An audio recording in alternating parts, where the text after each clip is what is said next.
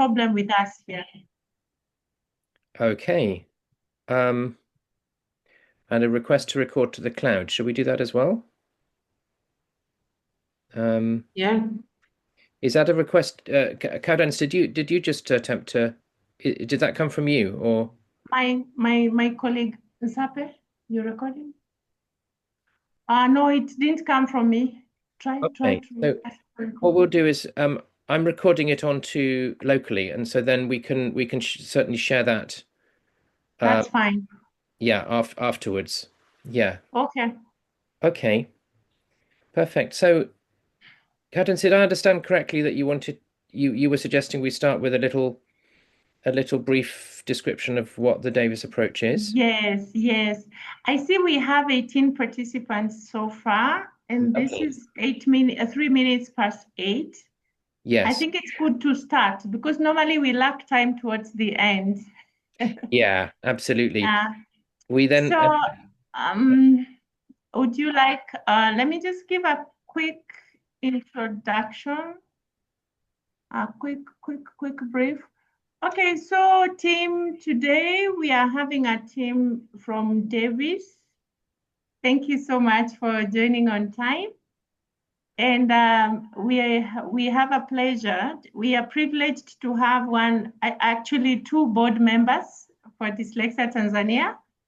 And one of the board members is Dr. Vincent, who is based in Mexico. Dr. Vincent is a researcher and he's always very, very instrumental in our sessions because he comes in with a lot of experience in matters special education.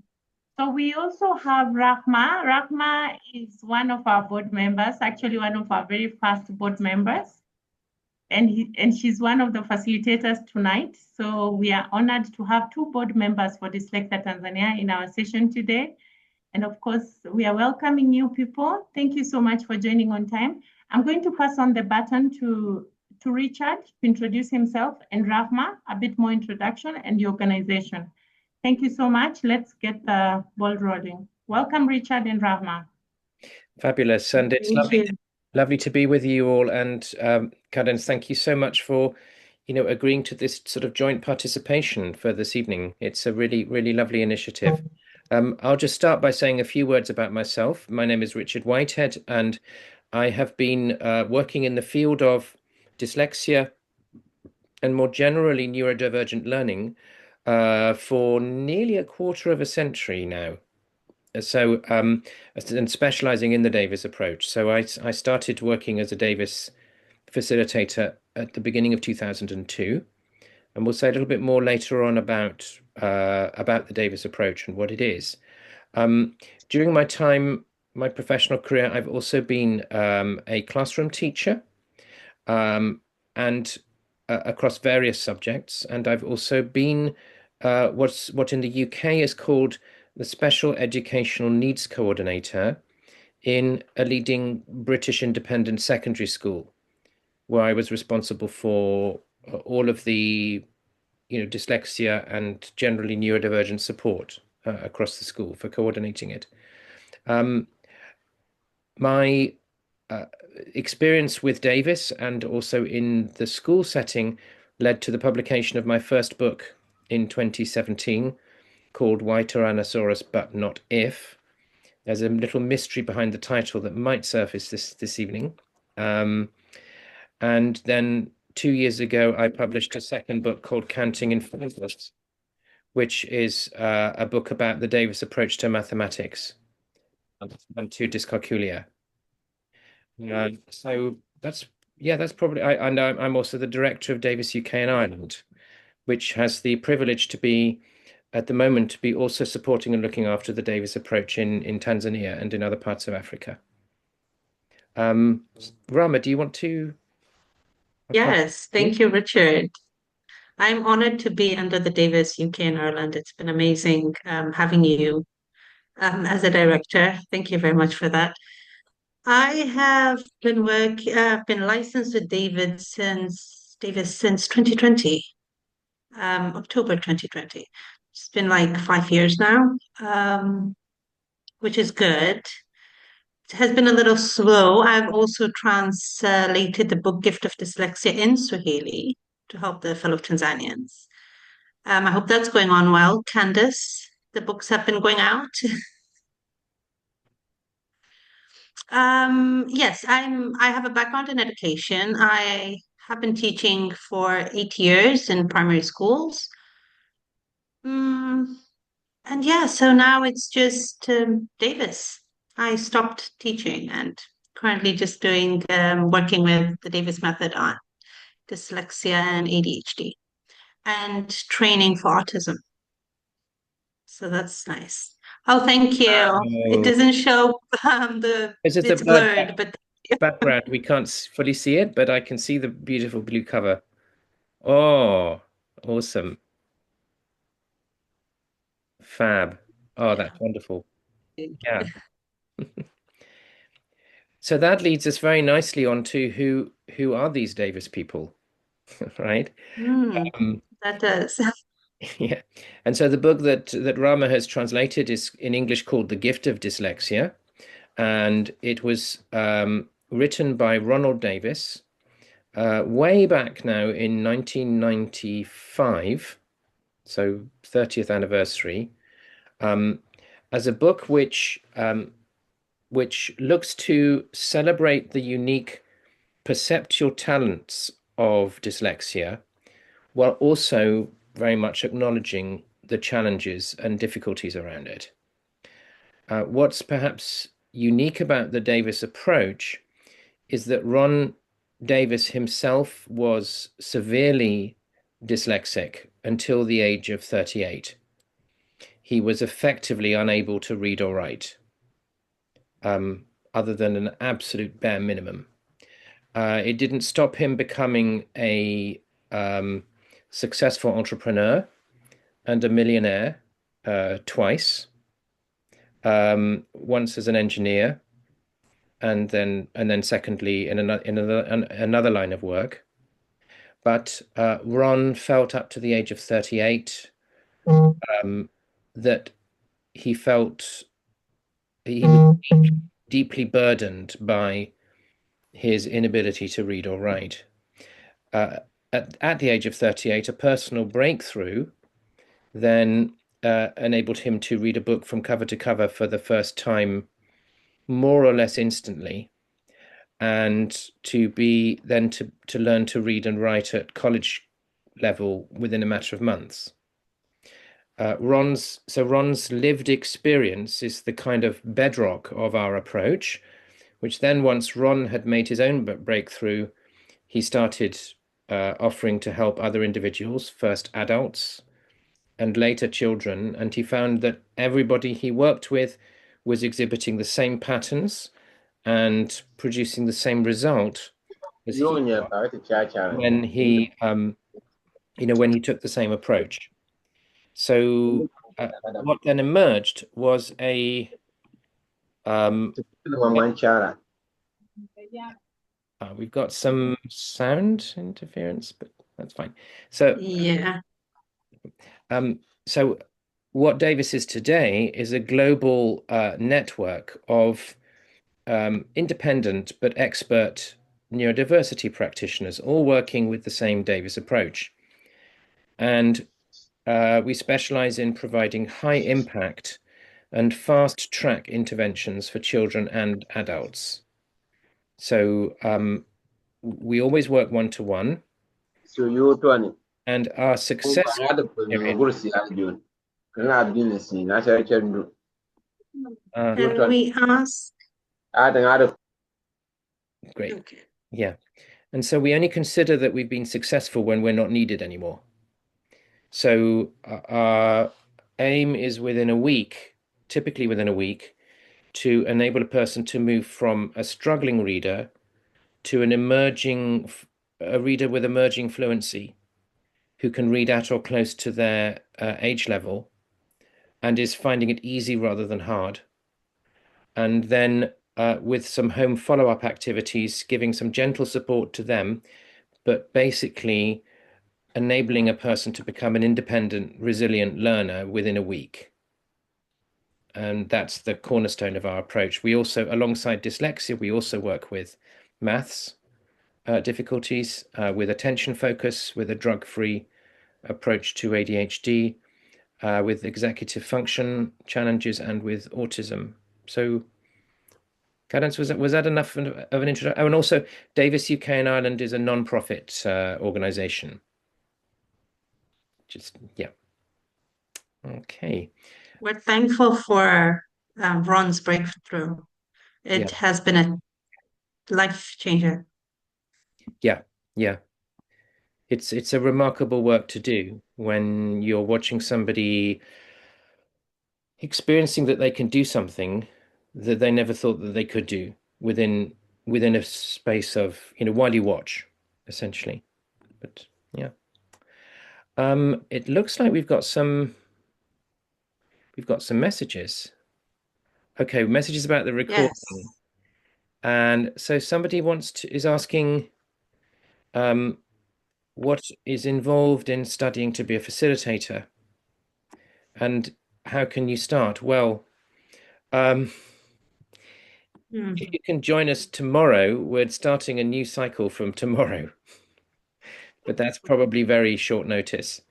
We really, really welcome interest in the facilitator training, and are delighted if anyone is looking to start in that approach.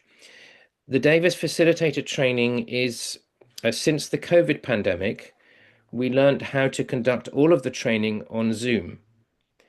But what I refer to it as face-to-face on Zoom. So it's not like a dry webinar format. It's a camera on, often double device, hands-on experiential learning, where we don't just try, but we succeed in creating an environment that feels very much like face-to-face training, but on a Zoom platform. That means that you can do the training without traveling, but the training is it's not a kind of a quick one. There are 11 modules, around 500 hours of training in total, and the modules consist of a combination of sort of short trainings on Zoom, by which I mean 5-day modules, continuous 5-day modules on Zoom, and home-based field assignments, which are done as distance learning. Okay. Typically, the process takes about a year, but you can also go a little slower if you want to because it's modular. And we'll happily talk to, if any of you would like to, request a consultation with us to discuss in more depth how the training's put together, then I'm going to drop into, maybe if I can just screen share our website. This is our UK-based website. So if we go to here, then you can request a consultation with us in order to discuss either facilitated training or to discuss support for your own learning or for that of your child or a loved one. And I'll drop that link into the chat. And you can also find full details of the facilitator training. That's also up here. Okay. And as I mentioned, this is very facetious because I'm sure this is much too short notice, but we do have a module 1 starting tomorrow. So if any of you happen to be free every day from tomorrow till Sunday, you could start tomorrow, but we'll be running them again soon. Okay. What else Okay. Yes. I'm reading through the messages. Yes. 2 people who are interested. Yeah. So I'll send the enrollment link. There is a cost to training. Just given that there is interest, I will put this into the chat. But so there's a cost for training which is reduced by a 50% bursary for Africa residents. And we appreciate that, Richard. Well, it's the least that we can do. It's one of the things that became possible when we moved on to Zoom because our overheads came down, so it became something that we could give back.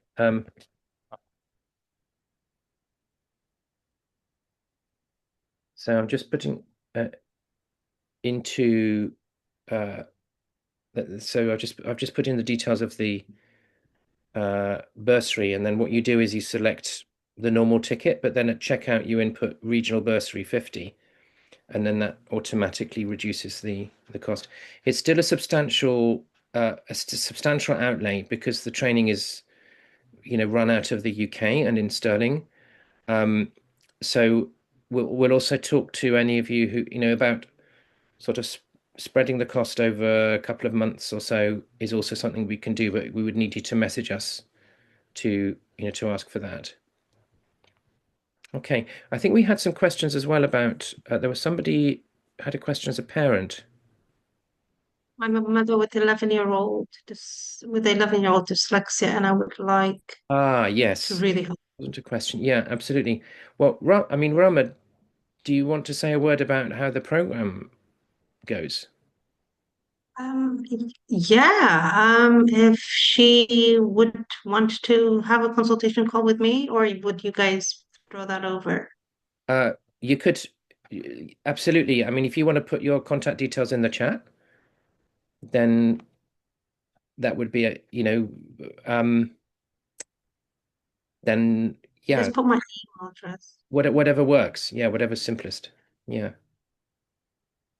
Just to chip in there, Rahma, this Fatma is in our Yes. support group, so I'll connect the two of you. Let's proceed. I'll connect you with the Fatma, the mother of an 11-year-old child. You're both in the Okay. same support group. Okay, that's great. Okay. That's great.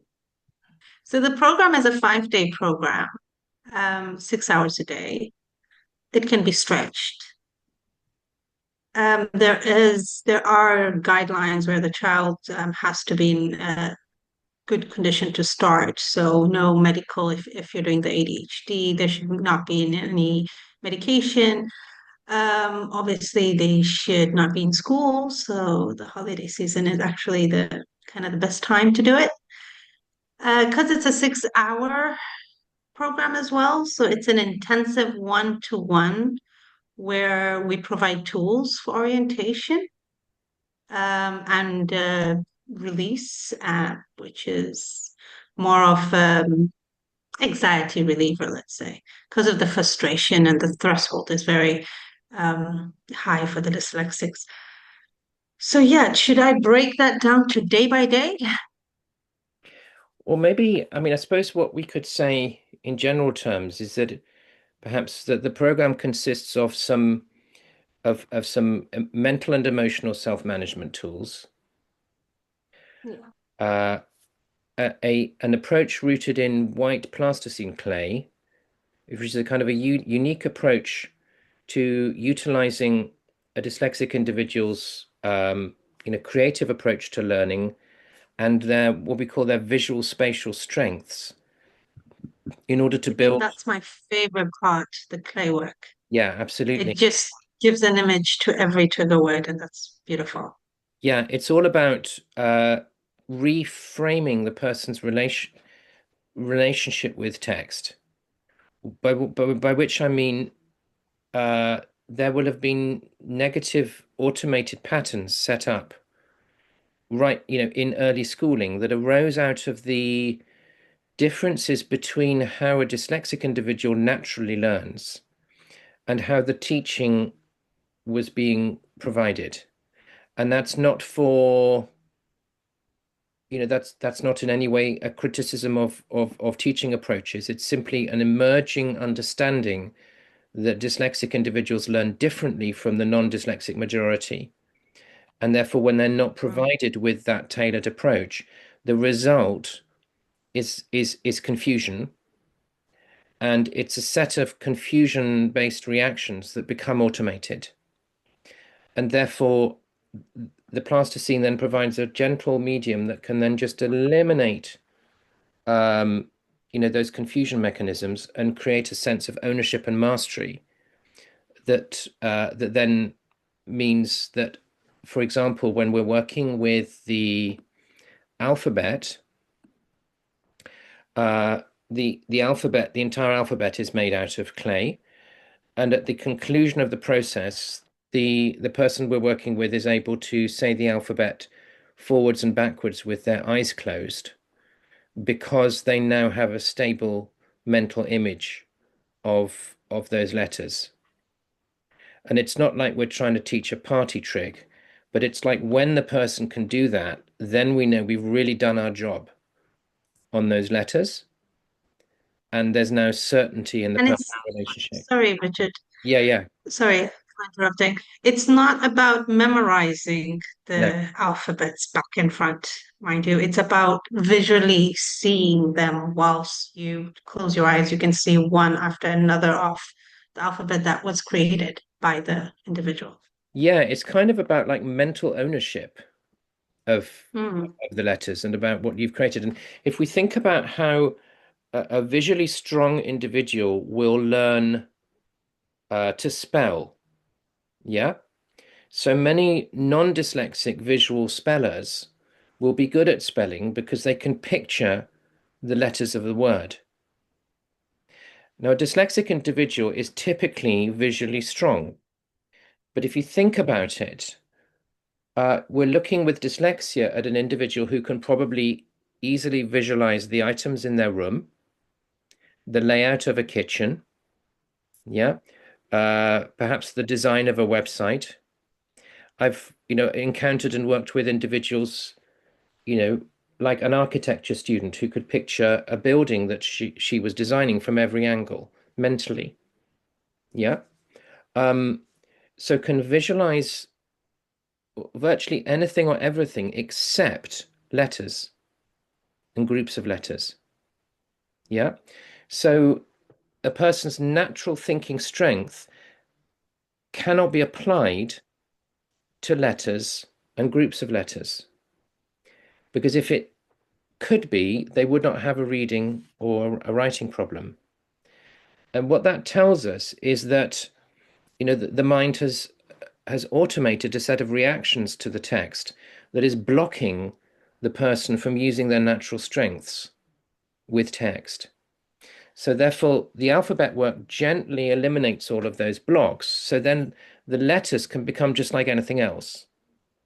And just like I can, name the objects in my room from left to right, so I can, retain and master spellings by making the spelling of the word and then visualizing it and naming the letters forwards and backwards, and then being able to do so next time I need that word. And when I'm reading, we have a tailored approach to reading, which emphasizes kind of left to right sweeping of letters to gradually build up a consistent sense of the sequencing of the letters in a word. And then when I've clearly seen that word once, it's likely that I'll recognize it again. Yeah. So we bypass the phonological deficit side of things and the phonic restrictions by enabling a person to build a sequential map of the word and then recognize it and just assimilate it into their bank of the words that they know. So that's kind of how it works. I've got a little brochure about the program, I think, which I can drop into the chat. We also have a hand raised. It's Oh, Vincent. great. Vincent, did you want to come in and say? Yeah. Thank you, Richard and Rahama, for bringing Leonard Davis because he's one of the authors that I've used in writing my papers. Oh, Yeah. So I wrote a paper. I think I wrote two papers using some of his text when I was doing my third degree. mhm. Now, yeah, in disability studies. I think the Davis approach is a good approach that can be implemented, and if well trained, and if people can take the training, I will really cherish it. The only thing that we might just have a food of thought is because Rahama has written a very good book. He has translated the concept of giftedness in as far as dyslexic learners are concerned. Now, in the context of maybe Tanzania, uh, maybe we can see how best can we brainstorm. It's a food of thought. We might not brainstorm today or tomorrow or the other day, but it's a food of thought. How best can we implement the Davis approach after the training? Because I presume that so many people are interested in the training. So after the training, how best can we try to see to delve into the Davis approach vis-a-vis what is being used within the classroom setup within the mainstream schools to support students who might be having difficulties in as far as meeting the expectations of the curriculum. So that's a food of thought maybe, which we might later on discuss after the training. Yeah. That's a very Thank you. valuable thing to be thinking about. Rama, do you have It is. do you want to start on this? I've got some thoughts, but you might have, if you have any thoughts to start with, I can. Yeah. Yeah. Well, my first thought would be obviously meeting government officials who are working on educating the teachers, like universities, let's say, and then giving them a session or let's say workshop, Richard, Mm-hmm. where then they get an idea of during their teaching, learning how to teach, like during the whole course. They also get a workshop on how to deal with children and what are the characteristics are we looking at, and what they should be looking out for, and how to help them, and different maybe even share the book. Yeah, absolutely. So the hardest thing to do is to, or let's say that not the hardest thing to do, but the most resource intensive thing to do is to enable an individual to eliminate their reading and writing problem after it has developed. Yeah. And, which is essentially a kind of functional definition of dyslexia. Yeah. And so that is an approach that really requires the one-to-one, Davis approach that Rama, very much specializes in. There are also other models for support within Davis, one of which is a preventative approach to reading and writing difficulties, where there's some existing and emerging research suggesting that when all children are taught to read using the Davis approach in a whole classroom setting, that it results in an elimination or near elimination of special needs for reading and writing, but also a much higher incidence of gifted and talented learning and sort of exceptionally able learning in those classes. And there is a separate Davis website devoted to what we call Davis learning strategies.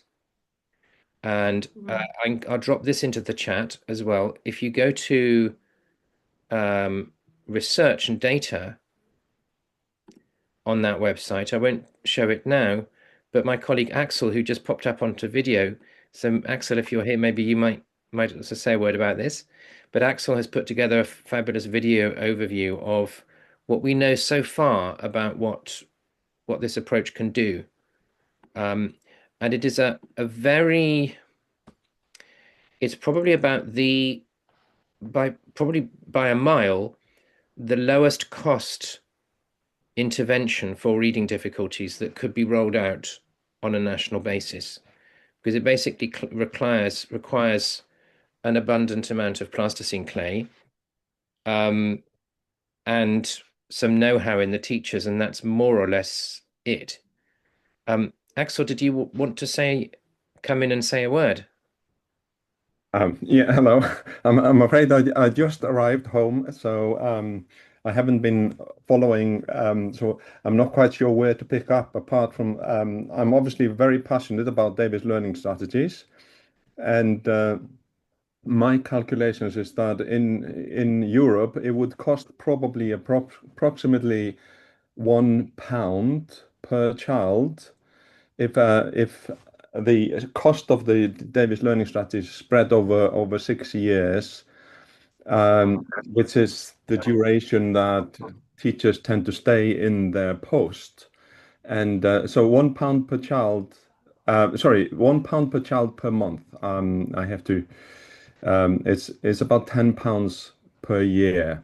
That our We calculations. need to figure out what a pound is in. So that would be, well, in South Africa it would be 100. 1,200 shillings, I think. Yeah, 3,300 shillings. 3,000 shillings. Yeah. Is that per year for £10 or for what? No, That's a pound. That's a pound. that's So pound. that's per month then, our estimated cost. And yeah, and it only takes about 12 hours to train a teacher in how to use this. And the results that we have, you can see in the videos that I've created are on the link that Richard just shared. That in both America and New Zealand, where this has been used, and actually in Iceland, where I come from as well, we are seeing that there are no special needs requirements after using Davis learning strategies. So in the developed world, in the UK and the US, throughout Europe, pretty much, the cost of special needs in education is over 10% of the education budget, and the cost of Davis learning strategies is a fraction of a 1%. So that's the kind of, and for countries where special needs industries have not been fully developed, if we go the route of Davis learning strategies, then we can save 10%, having to spend 10% of the education budget on special needs. I'll stop there and over to you, Richard. Thanks, Axel. If you want to drop any information about To Learn to Read into the Yeah, chat. yes. I don't know if you mentioned that before at all. No, not hitherto. No. Okay. To Learn to Read is in a trial phase at the moment. So it's To Learn to Read. I'll drop that into the chat, and maybe Richard, you could find that while I Yeah. waffle on. And so that's based on the award-winning Davis methods, and we originally had a home kit, which parents could buy, and with all the materials that they needed and all the information they needed with video instructions and so on to work with their child at home. And during COVID, I converted that kit into an online course. And even though it's been a while since we started that trial, we still haven't completed the trial, and it's essentially a step-by-step instruction for how to teach your child to read. For any child, not specifically neurodivergent children or learning disabled children, but it's especially helpful for children that potentially might develop struggles with literacy. But it works for any child, and like I say, it's in trial at the moment, which is why it is free at the moment. So if you sign up, then you can go through the steps, and the only thing that's needed, as Richard mentioned, is a packet of plasticine or clay. Now, if you don't have that, then you could potentially make up your own. I don't know if you know, kind of flour and salt Play-Doh. You could do that, and there is, in fact, in the online course, there are instructions about how to how to make that. There are links to YouTube videos that teach you how to make your own plasticine. Great. Over to you, Richard. Excellent. That's great. Just one thing, one important, I've put the link into the chat. One important thing to really emphasize is that this is not a dyslexia intervention. Exactly. So it is a reading teaching program for beginner readers. And as I said earlier, the most resource intensive thing that we do is working with individuals who've already developed a reading difficulty. So if that is your situation, then Rama is the person to help you with her expertise. This is a kind of a very much a kind of a simple, no frills, basic reading teaching program, which can be very powerful for somebody who's at the beginning of their reading journey. Okay. So we have quite We a have number two of hands people raised. We have with some hands hands. raised. Yeah, and also somebody saying they can't raise their hand, which was Claire. Claire. So Claire, I think you can just unmute if you want to. Okay, I'm unmuting. Hi, and I am also going into gallery view Uh-huh. here. Okay, yeah, I'm just it's interesting having this chat this afternoon, this evening. I'm currently looking at a learner who I assessed this past weekend who has indications. He's only 7.6. He is very, very much at the beginning of his reading journey. He has indications of both a dyslexia profile and an NVLD profile. For example, he has writ verbal ability 101 with verbal reasoning 109. His non-verbal ability, though, is 73. Yeah. Although he's communicative, he's things like that. He has had a past issues with sensory integration, things like that. So it is a Yes. complex profile that I'm looking at and that I'm going to be, making recommendations for. But so I am going to be making recommendations. He is actually living, most of my work is done with international school learners who can't get specialist support locally, but Yep. in fact, he is going to actually be living quite close to me, so I could see him nearby. I often work with plasticine with my learners, and I integrate lots of different approaches. But my structured literacy is Autumn Gillingham based. It's basically the DILP-DALP approach, Dyslexia Institute, Dyslexia Action, which is Autumn Gillingham.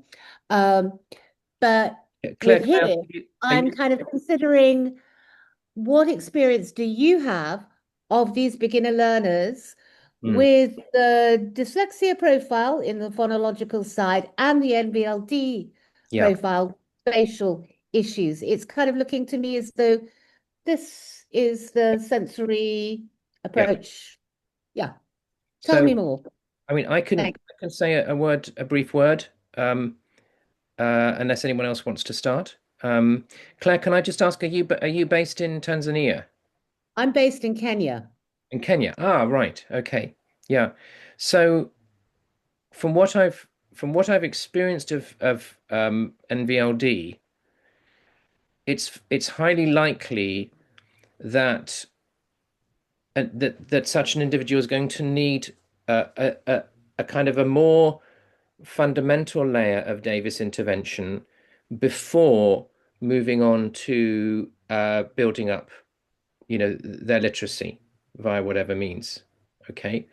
And that layer would be would have two components. It would have Davis orientation counseling, which I'll say a word about in a moment, which features in all of our programs. Yeah. It would have a component that we call Davis concept mastery. Okay. So whenever you're looking at sensory issues, nonverbal NVLD, as in my experience, can often be quite literal about how they process information. We're looking first at a situation where we would want to help the person to stabilize their focus. Now, that does not mean that an individual is habitually unfocused, but there may be elements of hyper-focus going on. There may be challenges around perspective and proportion, which Yeah. which the orientation will help to stabilize. So essentially what we're doing is we're giving the person a gentle tool that enables them to be in a state where their mind is seeing what their eyes are seeing, is hearing what their ears are hearing, where their sense of time it becomes consistent, and their sense of their body and its balance versus movement is also consistent. And that then would be the first stage to being able to to sort of stabilize hypersensitivities. And then on top of that, then we can build clay-based explorations of first of all the concept of self, what it is to be a me. And then secondly, exploring principles of the physical universe, such as cause and effect, time, sequence, order versus disorder. Yeah. And all of this will help to, it gives, a child a kind of a route map to, or kind of a user and troubleshooting guide to what it is to be a human being in this physical universe alongside other human beings. And quite often then that piece is very beneficial to have before then moving on to the literacy side. Yeah. Okay? Yeah. Yeah. Yeah, and there are certainly elements of those things that I would want to bring into a program. So Yeah. it's interesting that the Davis method has got those elements in there. Can you direct me to either now or later to a specific link where this is discussed?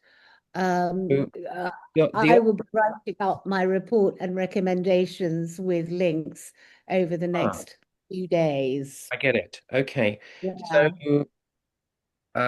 yeah, while someone else takes the next question, I'll look out a link and Yeah, Yes, if I can just jump some in paper.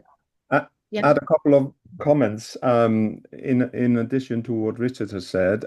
First of all, you mentioned Alton Gillingham, which is very much kind of phonics and phonetics based. The schools that have shown these wonderful results from Davis learning strategies, they are actually schools where Davis was used in conjunction with phonics. So it's not a replacement or in conflict with the phonics approach. No, I get that. I get that. And the approach I use is quite holistic. So it has elements of Davis when I am usually using that. But this is kind of the assessment of considering the dyslexia plus the NVLD. But yeah, no, I use a lot of those strategies. In fact, more and more people who are more advanced, perhaps in the Alton Gillingham based techniques these days, are very much borrowing a lot of the Davis methodology. You know, it is all, the emphasis is on multisensory, is on all the metacognition and all of that. Yeah. And So, you know, you have stimulated all of that to make people more holistic. yes, and what Richard mentioned, that what he calls we call orientation, which is essentially regulating our attention. One way of describing all these ADHD symptoms and dyslexia symptoms is that it's dysregulated focus. Or there's dysregulation in our senses, and orientation regulates our senses so that we can stay present and both for storing things in long-term memory and retrieving things from long-term memory benefits from orientation. And I can certainly see a lot of the people who I work with and also diagnose that they have the dyslexia and the corresponding ADHD, and so the two sides are very, very necessary. This is the side that I'm really, really interested in, is bringing those together. Yeah. That's what Davis does. Rama, we've got some other questions, haven't we? We have hands up. Yes, Fatma's hand has been up for quite some time. Fatma. Fatima, the floor is yours. Yeah, hi, good evening. Evening. My name is Okay. Fatma. Hi, Fatima. Yes, I'm the one who asked about the 11-year-old. Yes, I wanted to confirm about something first. He has dyslexia, and we've really tried on the reading part. He's doing good right now on the reading part, but my main issue is with mathematics. Every Tuesday, I've been asking the same question for every specialist that has been here. I've been asking the same question. My son with mathematics is 0 by 0. He's in grade 4, but he cannot do 1 plus 1 sometimes. When he's too anxious, 1 plus 1 is very difficult for him to answer. The answer is 2. But when he's relaxed, he can do even 5 plus 5 is 10. But only addition is okay with him. And only one number by one number. If you do 2 digits, he cannot do it. So I've been given different tactics to use, physical touch, to do that pictures, to count with pictures and all that. But they haven't been successful in helping him. And I've heard about the dyscalculia as well. I wanted to know this dyslexia and dyscalculia, do they go together? Every person with dyslexia has dyscalculia, or what more can I do to help him? Because even counting, when you let's say you tell him 3 plus 5, he will do 5, 6, 7. He will forget 8. He'll forget the number 8. Or Yeah. he will do 1, 2, 3. He will jump to 6. He will forget 4 and 5. Especially in 1, 2, and 3, he will always forget the number 4, even in counting with his fingers. What makes him forget these small numbers like this, like 1, 2, 3, and 4? This 4 always he forgets. What more can I do? I have, Rama, I have a slide that I could show that explains a lot of what's going on here. Shall I, unless, Rama, do you have anything you want to come in on there, or shall I go ahead and share that? You can go ahead and share that. Okay, let's do that. So this is from a webinar that I gave. There's also a recording of this webinar, which I'll look at the link and can share that across shortly. So this is very much the subject of my second book, Counting on Fingers. And Okay. everything that you're talking about, Fatima, slots Yes. into what I call the problem hierarchy. Okay. So I'm showing this as a kind of an inverted pyramid, but essentially the things at the top are the things that are most visible to the outside world. Okay. Okay? But mathematics is not one single skill. It's a hierarchy of skills and abilities that build one on top of another. And so you can have a problem anywhere in that hierarchy, and that's going to affect performance in any or all of the layers above it, even if that layer itself isn't problematic. So at the top, at the most visible level, we see what we might call operations or operational skill. Okay. Problems here lead to what we would call mistakes. Okay.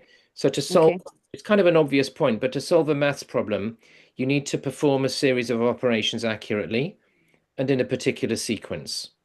And if you trip up, you'll get a mistake. But underneath of operations, then we have arithmetic. And that is essentially, there are many children who actually don't clearly understand what it means to add, subtract, multiply, and divide. So they're kind of trying to apply a kind of a glitchy form of memorization that's then going to quickly fail them as soon as operations become more complex. Now, Fatima, some of the issues that you were referring to might sit in the next layer down. Yes. To be able to perform arithmetic successfully, to be able to add, subtract, multiply, or divide, you need to have a clear sense of number. So meaning you need to be able to count fluently, forwards and backwards, without losing count or making mistakes, and to have a sense of what counting means as an ever-increasing quantity or a sequence of amounts where each time the amount gets bigger by one. Yeah. So Okay. counting is not just a poem to be memorized, but there is a meaning, an underlying meaning, which is the gradually increasing quantities, or decreasing if you're counting backwards. But then underneath of that come two layers, and these are the two layers that most, probably, I would dare to say, most mathematical interventions fail to recognize. Because in order to engage with mathematics at any level at all, you need to be able to think mathematically. So thinking is not one single function. We can think artistically, we can think sportively, we can think entrepreneurially, we can think laterally, we can think musically, and so on. Yeah. But Yeah. when we're doing mathematics, we need to learn to think mathematically. So that's a particular way of thinking which is sequential, deductive, so rooted in logic, consistent, and above all, it's rooted in the concepts of cause and effect. Okay, because every mathematical problem is an expression of a cause, a change, and an effect. 1 + 1 = 2. We end up with 2 as an effect because we added 1 to 1 as a cause. Okay. Okay. And in order to think like a mathematician, then right at the bottom, we need to have consistency of focus on the problem being solved from start to finish. Yeah. Yes. So if we get distracted in the middle of the mathematical problem by something external or by something internal, yeah, and it's like a hiccup in our focus, and that can also cause a problem. And what you were talking about in relation, to your child, a lot of it sounds like a kind of focus glitches. So when you were talking about, how sometimes he can solve something correctly and sometimes he can't. Exactly. Yeah, absolutely. And whenever you see inconsistency of output, you're looking at something in Davis that we call disorientation, which links to what Axel was talking about of kind of dysregulated focus. Okay. And disorientation is a creative use of the mind that the more artistic, creative, lateral, or just funky thinkers learn to specialize in. Yeah. Okay. And if you're growing up as a child with a really funky imagination, or with an artistic imagination, or just with a very vivid imagination, you'll be spending a lot of time in it. And then to come out of that into the real world to do these logical sequential processes and stay focused from start to finish, that's going to be a challenge. And there's not going to be anyone out there who's going to be able to teach that to you because they don't know that that's the problem that you've got. Yeah. And so Yes. that's where then the Davis approach, by putting those two layers in place first, before we get to multisensory mathematics, that's what then enables really, really strong growth. I mean, just to give one example, I worked with a boy 3 years ago now. His mother contacted me in a flat panic because he had just he'd taken some mock exams and he'd failed them and he'd got 19%. So his correct answers were more a result of chance than of knowing any mathematics. And he was due to take some entrance exams to a school in 4 months' time, which was the school of his dreams. And if he failed maths, he wouldn't get in. And he then got a diagnosis of dyscalculia in March from an associate, who I referred them to. We worked in April together. We continued working on Zoom in May in the run up to the exams, and he passed the exams with 62%. Wow. After 19% in January. And I didn't even start working with him until April. And we see that quite commonly. I mean, I've also had adults who it's really serious, you know, for some careers. So, for example, nursing, you can't, in the UK at least, you cannot get onto a nursing. You can't qualify as a nurse without having passed Past mathematics. yeah, absolutely, because you can mismeasure doses and all sorts. And again, I had somebody who went from a similar kind of 18 or 19% up to 62%, and then passed within 6 weeks. And it's all about doing the right things in the right order with these interventions. So that was a long answer, but does Rama, do you have anything that you want to add? Rama? Well, I do the math mastery program as well. So if you're interested, you can email me and we can have a chat about that. But I think Richard covered most everything. But Axel wants to say something more. Yeah, yes, please. I love it. Okay. Something on the back of your coattails. What I wanted to mention that these concepts that you were talking about, the life concepts, primarily the concept of consequence, and also sequence, which are clearly critical to mathematical thinking. The reason why they are not fully mastered or not fully kind of comprehended is for that same reason that there's dysregulated focus, so that the child in early developmental stages, the child doesn't spend very much time present in the real world. The way we learn about consequences, the typical and putting the finger in the flame and burning yourself, and there you learn consequence. If I do this, then this happens. But in your imagination, you can put a finger or you can jump through a burning house without burning yourself if it's just in your imagination. So the rules of physics don't apply in our imaginary world. We need to learn the rules of physics, and that is the bit that doesn't happen with a person who spends a lot of time in their imaginary world in a dysregulated focus. And there's the same route for ADHD, which then manifests in not quite understanding proper behavior and managing energy, for example. And yes. I just wanted to add one thing, that I do have a 1 minute and a half little YouTube video that I could share if Richard allows. I think we're a little bit pressed for time. Just Okay. with awareness of I the questions we still have. actually wanted to say that our time is up. Okay.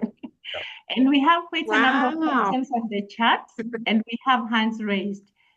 I wish to suggest that we need another session like this. We'd But love before- Yeah, exactly. Before we close Today has made me very happy. This session today Great. was very informative for me. And Fatma, I know it's because you've been asking this question, and Yes, you've gotten an you answer know. in quite a number of sessions. And today, Richard, all of a Yes. sudden, just explains the math problem, the hierarchy, and we are all answered. All questions regarding your son are answered. So can we give a chance? Maybe we extend. Let's agree to extend up for a few more minutes, but we need another session, honestly. I Absolutely. don't think we've even asked half of the questions we came in with. There are links we are waiting for, Richard. Claire is clearly waiting for the links you promised. But can we have iPhone? The links iPhone are have been the links- raising a hand. the links that I promised, I think I have fulfilled. I think they're all in the chat. I have just put Claire, I've just put into the chat a link to our YouTube channel. And if you go to that, you'll find there's a playlist of webinars where you can access some of our past webinars, including the maths one, and also some on dyslexia. So that's will also be a route to getting some further answers. Yes, please. So that's Like the slide you just shared regarding the maths, please. Is it also on YouTube? Yes, it is. It is. So it's a webinar called Maths Makes Sense Now, which you can navigate to. Maybe I'll just quickly find the direct link. -6 = 24. Here we go. Yeah. And I dropped the link to a YouTube video of that maths program, which ties into what Claire was talking about, the sensory, the balancing and sensory management. Thank you, guys. Thank you very much. Just to say, do you guys all know how to save the chat? Sorry? Yes. You do, yeah. So if you save it, then all Yes. those. I'm copying the links so that I can refer to them. Okay. Kadas, there was one further little announcement that we wanted to make before we finish, which is also very brief. But I wanted us to agree, because our time is up, I wanted us to agree as a group that we can extend for about 10 minutes, and then we can book the Davis for another session. Can we extend for 10 minutes, please? You could put a reaction on the screen so we know. From our point of view, we can. I have another Zoom Q&A at past, but I can definitely extend for 10 minutes. Thank you so much. Let's go ahead. I had a question from someone has been raising up their hand for a bit, for quite some time, and it's called iPhone. iPhone, if you're around, we are giving you a chance to ask your question. If iPhone is gone, let me see. If he's gone, then Francis Mushi is the next one. His hand has been up for quite some time as well. Thank you, Francis. iPhone, are you there? Okay, let's go. Francis Mushi. Francis Mushi. Yes. Yes, your turn. Hi, Francis. Yes. Thank you so much. I'm Francis from Moshi. Maybe you can increase your volume a little. It's quite muffled, the sound. Francis from Tanzania, Moshi town. And I think I'm the one dealing with an 11-year-old child in my class. You could type your question as well. That works. I think you may need to come closer to the microphone.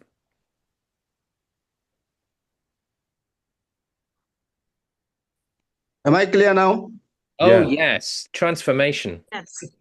Yeah. Yes. So I'm Francis from Moshi town. Hi, Francis. And I'm actually dealing with the 11-year-old that has been mentioned on math. And properly, I captured all that you've said on that chart. And what is my question is that what is the approximate attention span of this particular child? Because we have series of lessons in between. Our lessons takes 40 minutes for math, and another subject comes in, another subject comes in. So I have studied this child, and most of the time that his attention is really diverted. He can concentrate like 2 minutes or 3 minutes, then he's off from everything. In fact, he would be looking outside, maybe to go and play or maybe something else. Yeah. But because of the tension and the demands of the teachers, he is forced to stay in class. Francis, so yes, thank you. Yeah, you've raised a really important point here. Can we just do a little experiment? Yes. So I'm just going to test your attention span for a moment, and then I'm going to ask you what happens. Okay? Yes.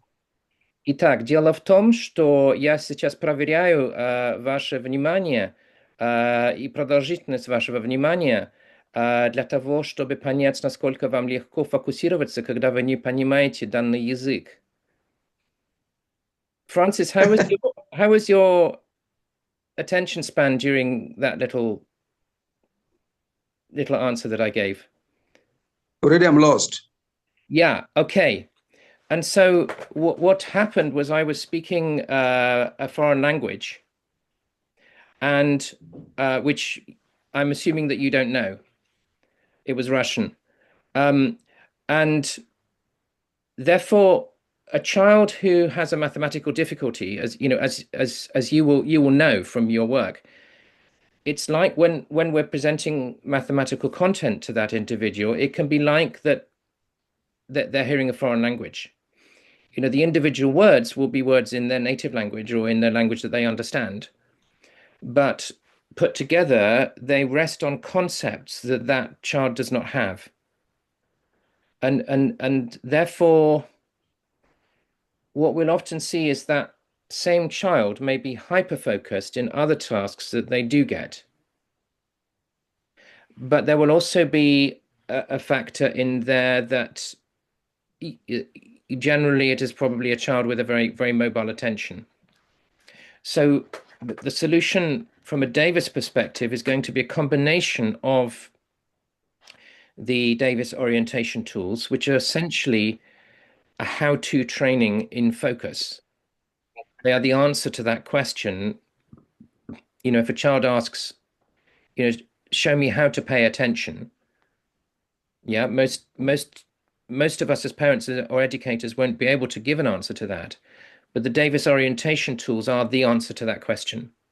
But once you have the orientation tool and you're able to control your own focus, you then still need to be able to develop an understanding for what you're being taught. And with mathematics, I've also seen, particularly with chemistry, to a great extent, sometimes generally the sciences, that will be very, very difficult because a child who's 11, they've been sitting for years in mathematics classes that they haven't understood. So they're actually not functioning at an 11-year-old level in that subject. So therefore, going back, putting in place the concepts that Axel's been talking about, then we have an approach where we use balls made of plasticine clay in order to enable a child to experience arithmetical facts. That's more than we can go into in the time that we have, but we have a long process where we're not using numerals and mathematical symbols at all. We're just manipulating quantities in order to experience the answers. And then, you know, and then finally we go to maths with pencil and paper right at the end of that process. So, Francis, I don't know, was that just broken down very beautifully. Was that an adequate answer, Francis, too? Yes, I got you. Okay, great. Thanks. So in the remaining minutes, I would like to give Koi a chance to answer, and then finally, Richard, you will conclude. Koi, welcome. Make it very brief, please. Yes. Hi, my name is Koi Douglas, and I am dyslexic. And honestly, I didn't necessarily have a question, although my only question is, who do I need to talk to do this training? But I just wanted to come on here to tell Fatima that it may take time for your son. I also struggled very much in school, but it can happen. I graduated high school, I went to university, I studied music, and yeah, I can't believe where I am today. So it is possible, and just give your child space and time. I think that's one thing that I got from my mother, and that was very helpful. But I just wanted to give you hope and encouragement. I would second that. And I have seen, including among my colleagues, one of my fellow facilitators in the UK was a pupil of mine who moved from severely dyslexic symptoms, virtually unable to read and write, to obtaining the top school leaving qualifications in her entire school, and then a first-class degree from university. And there's no correlation between where a child is at now and what they may be able to achieve in the future. Yeah. It may seem like it's far. It did for me as well. But I mean, I graduated music school with A's and B's, which I never thought I would ever Yeah. be able to accomplish. So yeah. Yeah. Okay, so Richard, you're supposed to be in another meeting, but I quickly wanted to ask, is Davis coming for the first ever Dyslexia Rising Africa conference happening in Nairobi this month? If We're Davis is coming, are you coming? we're aware of the conference. We aren't in a position to get there, to be on it this time round, but we're keenly interested in it. Okay, Isn't there okay. another one in Ghana? There is another one in Yes. Ghana. Yes, Yeah. there's another one in Ghana, but you know how far Ghana is from Tanzania and Kenya. Mm-hmm. I wish you were coming. We'd have had an Sure. amazing conversation. Yeah, you'll Anyway, so I'm so happy for this evening. I'm just concluding so that I give you time to conclude yes. and you decide how late you're gonna be for your next engagement. Mm. So thank you so much, Rahma, Axel, and Richard, for your time. Honestly, we need this session again. We are not done. You can imagine how many questions we had and how many you've answered. Thank you for your time. I'm looking forward to another session. But I also, those in the platform, we have an amazing conference coming up next month, 20th and 21st of August. Rahma, I wish you can come, at least as a representative of Davis. It's gonna be good. It's the Really first trying. Sorry? I will really try to push things around, but I don't think I can really actually be there. The timing is really bad. The kids just get back to school on the 18th. Okay, okay. Then it's good. Thank you again for your time. Dyslexia Tanzania, of course, is going to attend, and we are looking forward to learning much more. We are quite behind in matters learning disabilities. So every opportunity like this we have, we push it, we try to do as much as we can. Thank you and welcome for your closing remarks. Thanks, Cadence. I also want to say a huge thank you to you for partnering with us on this event. Also, that we would absolutely love to do further events of this kind. We're very, very open to that. And also, I would just say, when a country that experiences itself as behind in dyslexia provision will also be a country that has the gift of open-mindedness. And there can be advantages as well to being in an environment where you can explore freely, everything, or the full range of solutions that might be of help and produce impact. And we're here to help very much. And we continue to think through creatively, new approaches that will reach more and more people at all different demographic levels. So I just wanted to conclude with an invitation, really, sort of from, sorry, I'm just going to call up a slide. Here we go. So Rama and I wanted just to invite you to participate if you're interested in, as a parent or potentially even as an educator, in a kind of a light level of training in Davis, which focuses not on correcting reading and writing challenges, but focuses on supporting your child in their school subject learning, which is appropriate for children aged 8 and above. We have a new approach that we're calling Davis Parent Power, and this is it's a 6-week evening class for parents of bright but struggling learners. Okay.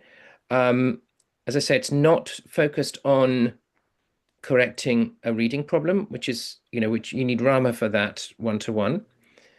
But it focuses on school subject learning. Okay. And we don't have very much time, but here's just a little brief overview of the content. What we're doing is we provide, I'd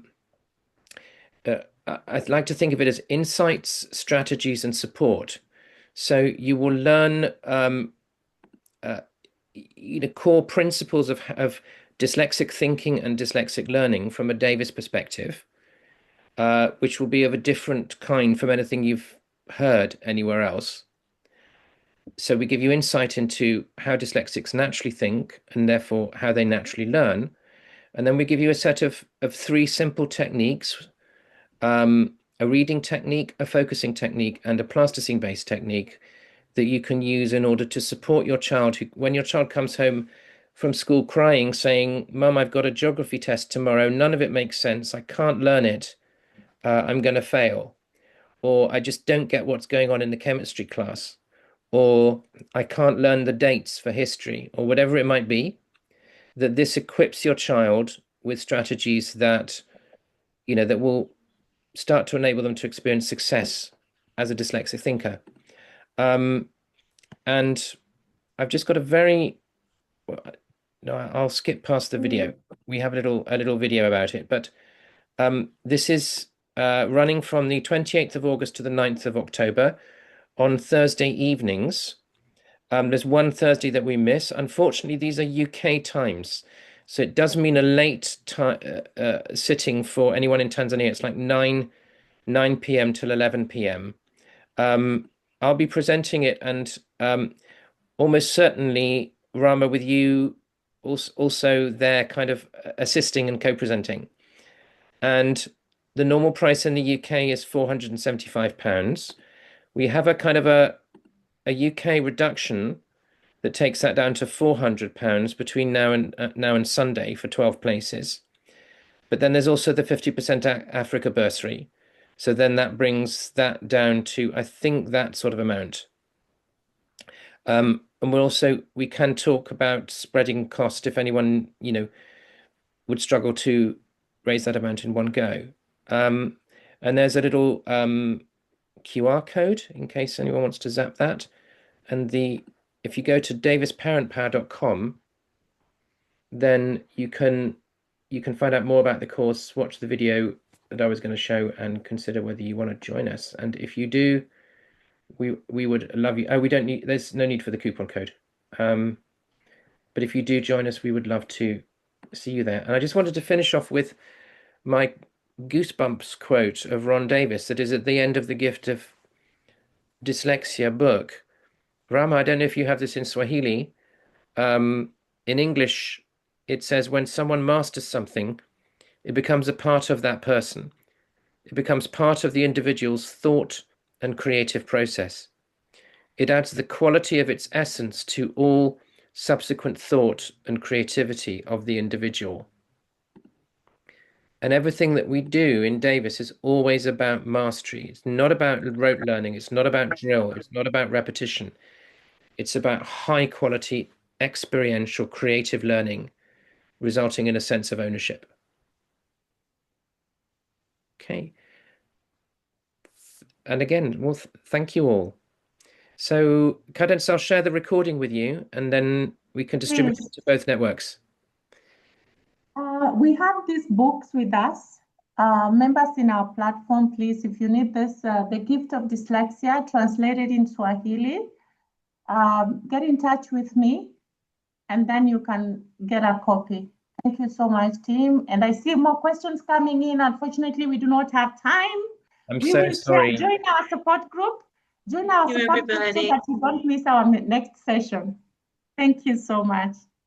Can I just ask, The Gift of Dyslexia in Swahili, is it available online, or Not yet, but I'm working on that. Cadence, if you send us details of how to get it, how to, then we can drop that into our network as well. Yes, I'll contact you on how they can get it. We are basically in Arusha. Our office is right in town. Fabulous. Can I get in touch with Rahma? Yes, you can. I'm going to. Rahma is in the same support group. She's one of us, so I'm gonna make sure I tag you guys. Rahma is in our support group. She's one of us. She's a member of our board, so we are grateful. Rahma, you don't know how we are privileged to have you as part of our team. Thank you. Rahma, did you put your email address in the chat, or? Sorry? Did I put mine? Yeah, do put your email address in. I put my Davis email. Mm-hmm. Yeah, she did. You did. Perfect. Because we've had quite a number of messages, I'm trying to drag it down. Well,